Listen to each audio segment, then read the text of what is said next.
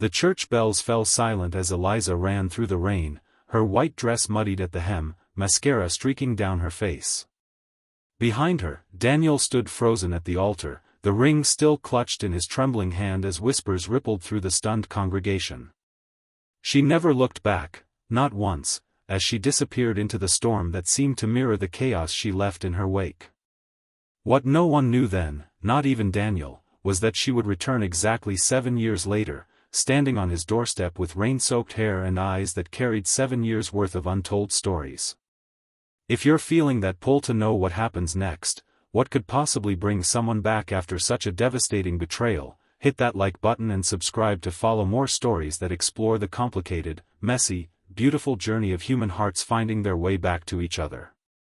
Daniel had built a life in those 7 years, a successful architectural firm, a renovated Victorian house on the edge of town, and a carefully constructed emotional fortress that kept everyone at a safe distance. The wedding that never happened had become a footnote in his life, something people in town mentioned in hushed tones when they thought he couldn't hear. He had trained himself not to flinch at the memory, had convinced himself that the dull ache in his chest whenever he passed the old church was just phantom pain, like an amputated limb that still itches years later. The morning Eliza returned started like any other. Daniel woke at 5:30, went for his usual run along the river path, showered, and made his coffee exactly how he liked it, strong enough to stand a spoon in it, with just a splash of cream. He was reviewing blueprints for a new community center when the doorbell rang.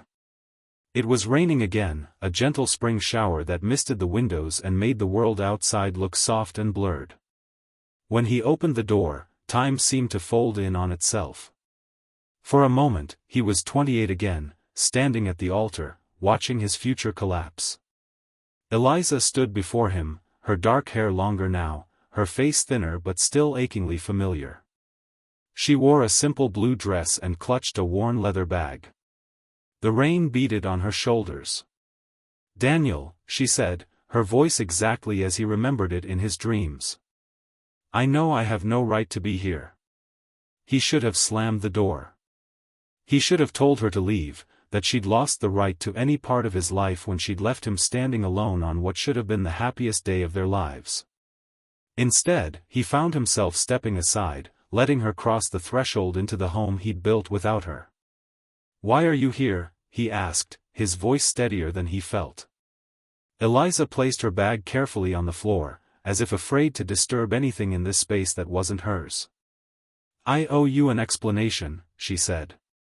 7 years too late, I know. But I'm hoping you'll listen anyway. The explanation came slowly, over cups of tea that grew cold as Eliza spoke. She told him about the panic attack that had gripped her in the bridal room before the ceremony, the crushing weight of a secret she'd been carrying, her mother's recent diagnosis of early-onset Alzheimer's, the same disease that had taken her grandmother. The terror that she might pass it on to their children someday. The irrational but overwhelming fear that Daniel would watch her disappear piece by piece, just as her father had watched her mother. "I couldn't bear the thought of you signing up for that," she whispered. "So I ran. I took my mother to Switzerland for an experimental treatment program. We stayed there for years. She died 6 months ago." Daniel sat in silence, processing. The anger he'd expected to feel was there, but it was tangled with other emotions, grief for what they'd lost, for her mother, for the years that could have been different if she'd just talked to him. "You didn't trust me enough to tell me," he finally said. "You made that decision for both of us." Eliza nodded, tears spilling down her cheeks. "It was the biggest mistake of my life. I've spent 7 years understanding that." The days that followed were a delicate dance of rediscovery. Daniel learned that Eliza had become a patient advocate, channeling her grief into helping families navigate the complicated world of neurological disorders. She'd come back to town to establish a support center, unaware that the community building she'd been corresponding with was being designed by Daniel's firm. For his part, Daniel showed her the life he'd built, his work, his home, the community garden he'd helped establish. He introduced her to his dog, a rescue named Pilot who approached Eliza with cautious curiosity, much like his owner. They were different people now. Daniel was more reserved, more careful with his trust. Eliza was more direct, having learned the hard way the cost of leaving things unsaid. But underneath the changes, there was something familiar, a rhythm they fell into without trying. It wasn't easy. There were arguments, raw, honest confrontations about the pain she'd caused, about the years they'd lost. There were moments when Daniel questioned his sanity for even speaking to her again. There were nights when Eliza returned to her small rented apartment and wondered if coming back had been selfish, if she was only reopening wounds that had finally started to heal. But there were other moments too. Moments when they found themselves laughing at a shared memory, or finishing each other's sentences as if no time had passed. Moments when Daniel caught himself watching her hands as she talked, remembering how they used to feel in his. Moments when Eliza looked at him and saw glimpses of the future they might still have. The town noticed, of course. In a place where everyone knew the story of the architect who was left at the altar, the return of the runaway bride couldn't go unremarked. Some people were skeptical, protective of Daniel. Others were romantics at heart, eager for a second-chance story. 6 months after Eliza's return, they stood together at the opening of the community center. It had evolved during their collaboration. Now it would house not only community spaces but also the support center Eliza had envisioned. As they cut the ribbon together, their hands brushed, and Daniel didn't pull away. That night, walking along the river path where Daniel took his morning runs, Eliza stopped and turned to him. "I don't expect you to forgive me completely," she said. "I don't know if I would, in your position. But I want you to know that I never stopped loving you. Even when I convinced myself I was doing the right thing by leaving, I loved you every day of those 7 years." Daniel was quiet for a long moment, watching the moonlight on the water. "I was so angry for so long," he finally said. "I thought I'd never get past it. But these last months, working with you, talking with you, I've realized something. The anger was just covering up the fact that I never stopped loving you either." He took her hand then, tentatively, as if they were teenagers on a first date rather than adults with a complicated history. "I don't know what happens next," he admitted. "But I think I'd like to find out." Their second first kiss was nothing like their original one. That had been all youthful passion and certainty.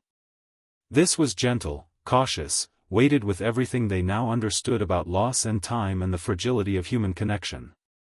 But there was something else in it too, a depth that only comes from knowing exactly what you stand to lose, and choosing to risk it anyway. A year later, they stood together in the garden behind Daniel's house, their house now. There was no church this time, no formal ceremony with hundreds of guests.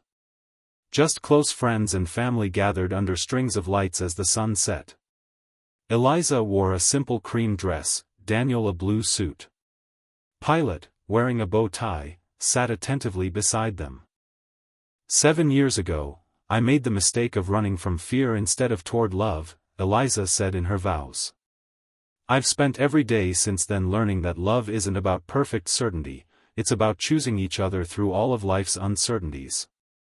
Daniel's voice was steady as he responded. 7 years ago, I thought I knew what love was.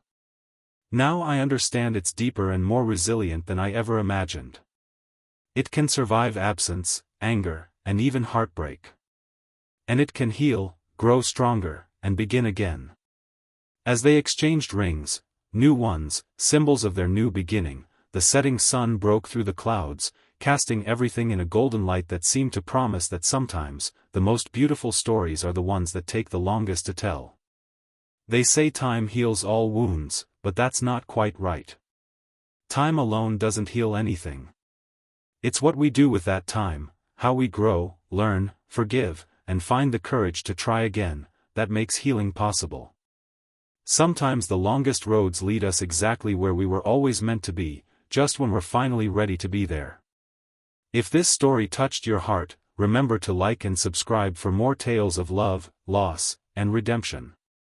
Because in a world that often feels divided, stories remind us of what we all share, the universal human experience of loving, losing, and finding the strength to love again.